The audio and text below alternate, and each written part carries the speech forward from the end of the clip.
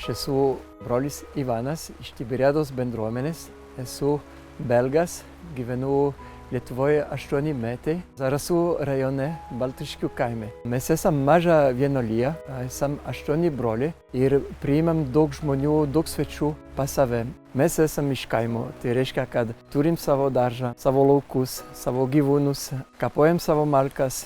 Žmonės atvažiuoja melstis su mumis ir darbuotis kartu su mumis ir jiems yra didžiulis džiaugsmas, kad jie gali mūsų bendruomenę, mūsų gyvenvietę kartu su mumis statyti. Jėzus save lygina irgi su grūdu. Jis yra tas grūdas, kurį miršta ir atsiduoda ir po to prisikelia. Ir broliai, vienuoliai, tai yra mūsų gyvenimo prasme dovanoti savo gyvybę dėl kitų. Ir tai yra, kodėl mes čia esame Lietuvoje, kodėl čia esame tame kaime.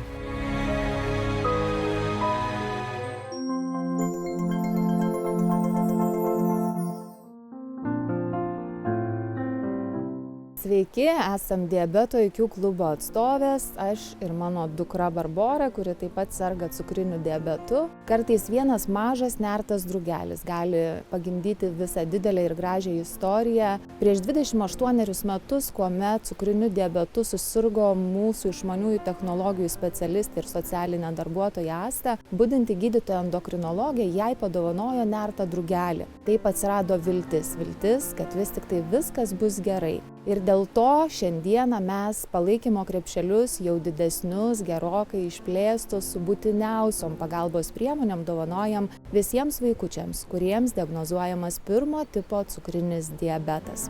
Turime ir dramblį, kuris ir ašaros nušluosto, ir pakutena, ir apkabina, kada tampa labai liūdna. Mūsų vizija yra, kad gyvenimas su diabetu būtų paprastas, lengvas ir kokybiškas.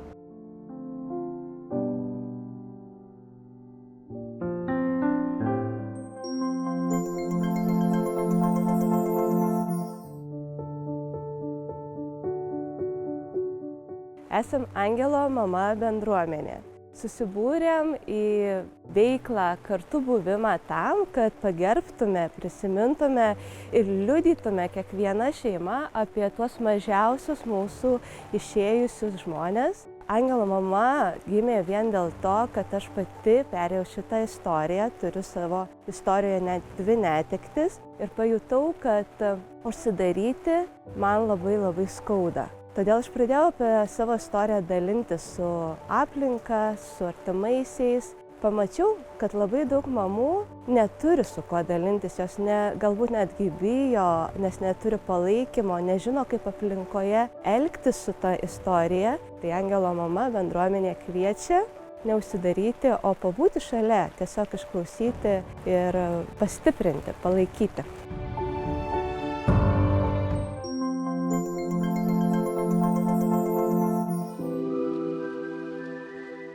Atstovauju pagalbos namuose tarnybą. Esame įsikūrę Kaune, šiais metais skaičiuojame 10 savo gyvavimo metus. Mūsų darbas labai paprastas ir kasdieninis. Lankome žmonės namuose ir stengiame suteikti jiems tas paslaugas, kurios jiems leistų ilgiau išgyventi savarankiškai. Darbą darome labai paprastą. Atnešame maisto produktus iš parduotuvės, pagaminame valgyti, aprūpiname vaistais. Jeigu yra poreikis, slaugome, keičiame sauskelnes, maudame, maitiname. Ir visą tą darome tam, kad žmogus kaip galima ilgiau galėtų išlikti savo namuose. Lygiai taip pat padedame jų artimiesiems. Nėra lengva slaugyti žmogų, kuris guli ant patalo 5 metus, 10 metų, 15, pavargsta ir pats žmogus ir jo artimieji. Savo darbe stengiamės daryti gerą, padėti kasdienybėje, tam, kad gyvenimas taptų saldus iki pat pabaigos.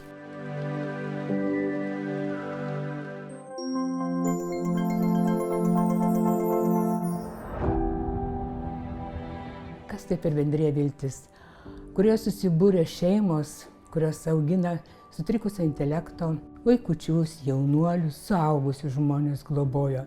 Nes mūsų vaikai, jeigu buvo sunkesnio proto negalės intelektas, jie buvo nepriimami nei į mokyklas, nei į darželius. Ir mums be galo, kaip ir kiekvienam žmogui, reikėjo tos bendrystės. Ir šitos stovyklos jau tęsiasi 36 metus. Aš turėjau labai sunku savo sūnelį, man būdavo didžiausias šokas, ištikdavo, kur mano Vytautas, nes mes tėvai buvom neįpratę, nes 24 valandos, nemigo naktis, dienos visą laiką yra. Tai vat yra tas gyvenimo įgūdžių ugdymas ir mūsų neįgaliesiems, ir mums tėvams.